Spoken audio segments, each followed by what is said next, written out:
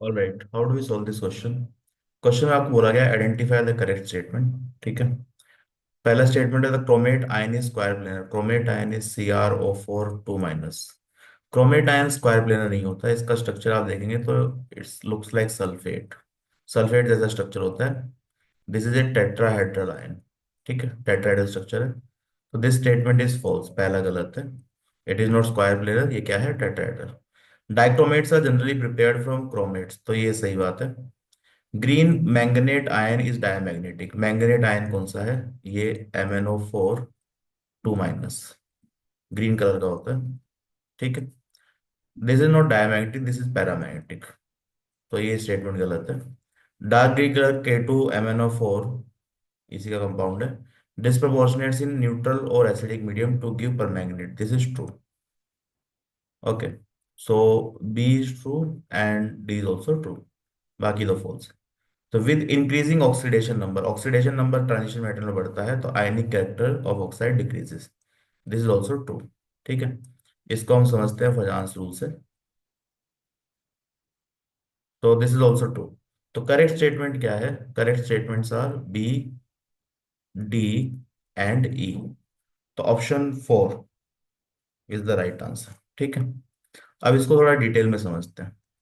पहला स्टेटमेंट हमने देख लिया, क्रोमेट आयन स्क्वायर प्लेनर, ये गलत है, टेट्राहेड्रल होता है। सेकंड स्टेटमेंट देखते हैं, dichromates are generally prepared from chromates, तो ये सही है। देखो, क्रोमेट में अगर हम H+ डाल दें, फॉर एग्जांपल सोडियम क्रोमेट है, ठीक है, इसमें H+ डाल दीजिए, एसिडिफाई कर दो इसको, तो it converts to sodium dichromate, Na2Cr2O7। ठीक, प्लस सम H2। इसी में क्रोमेट को आपको रिप्लेस अगर करना है, डाइक्रोमेट को सोडियम में को रिप्लेस करना है पोटेशियम से, तो KCl डाल दो यहाँ पे। ठीक है, तो यू विल गेट K2Cr2O7, ये भी बन जाएगा। तो एसिडिक मीडियम में क्रोमेट, क्रोमेट में अगर आप एसिडिफाई कर देंगे, ठीक है, क्रोमेट आयन में एसिड डाल देंगे, तो इट कन्वर्ट्स टू डाइक्रोमेट। ये एक्चुअली एक इक्विलिब्रियम होता है। क्रोमेट और डाइक्रोमेट जो है इक्विलिब्रियम में रहते हैं। जब यहाँ पे एसिडिक मीडियम ज्यादा होता है तो it converts to dichromate, Cr2O7 2-। ठीक है, तो ये ध्यान रखना। तो it remains in equilibrium with this. तो वंस यू ऐड एसिड, ये इक्विलिब्रियम इस डायरेक्शन में शिफ्ट होगा। ठीक है, तो डाइक्रोमेट बनेगा। इसीलिए देखो हमेशा लिखा होता है एसिडिफाइड डाइक्रोमेट आयन। ठीक है, K2Cr2O7 हमेशा कैसे लेते हैं, एसिडिफाइड, क्योंकि एसिडिक मीडियम में ही ये इक्विलिब्रियम डाइक्रोमेट की तरफ शिफ्ट होगा, तो it is always taken as acidified. ठीक है, एसिडिक मीडियम में ही लेते हैं। तो ये सही बात है कि dichromates are generally prepared for chromate. Green manganate ion is diamagnetic, इसको समझते हैं। देखो, मैंगनेट में यहाँ पे ऑक्सीडेशन स्टेट इज +6। ठीक है, मैंगनीज के पास 7 इलेक्ट्रॉन है, तो it structure looks like this, double bond O, this is O- and O-, 7 electron है यहाँ पे। ठीक है, कितने बॉन्ड बनाने में यूज है, 1 2 3 4 5 6। तो यहाँ पे एक इलेक्ट्रॉन जो है ना बचा हुआ है, तो it is a paramagnetic, this is paramagnetic, unpaired electron होगा यहाँ पे। ठीक है, 7 में से 6 ही बॉन्ड बनाने में यूज हो रहे हैं, एक खाली है, तो you have an unpaired electron, तो it is a paramagnetic compound, paramagnetic ion है। तो ये बात डायमैग्नेटिक बोल रहे हैं तो गलत है, पैरामैग्नेटिक है।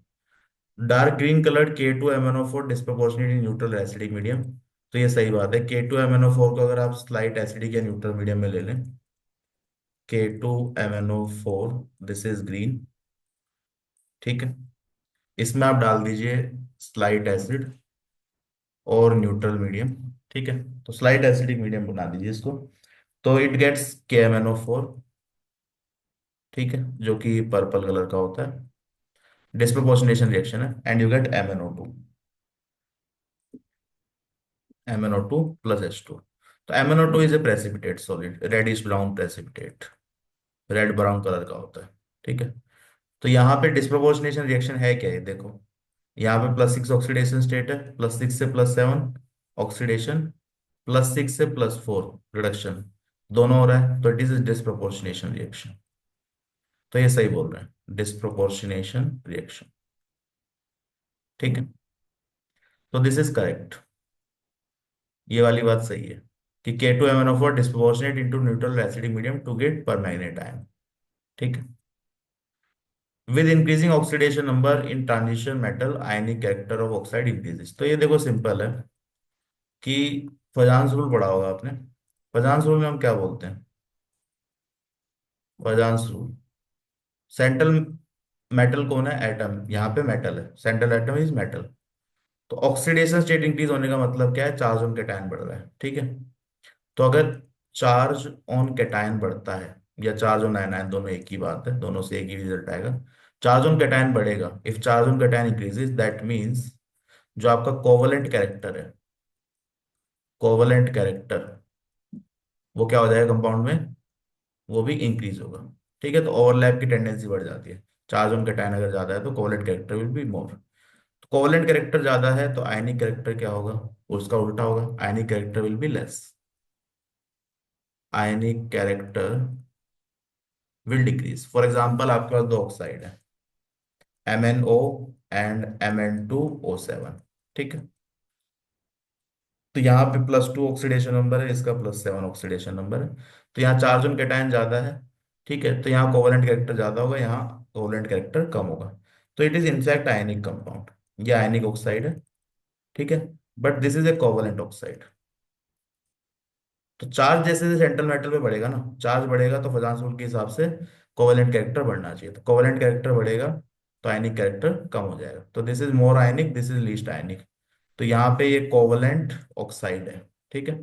This is a covalent oxide and this is an acidic oxide. तो लास्ट वाली स्टेटमेंट सही है। ये बोल रहे हैं कि increasing number of oxidation number अगर बढ़ेगा तो आयनिक कैरेक्टर कम होगा, तो सही बात है।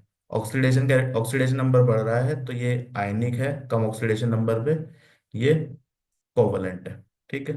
तो ionic character decrease, covalent character increase, ये फजान सूत्र से भी देख सकते हैं। तो correct statements are B, B, D and E. तो option 4 is the correct answer.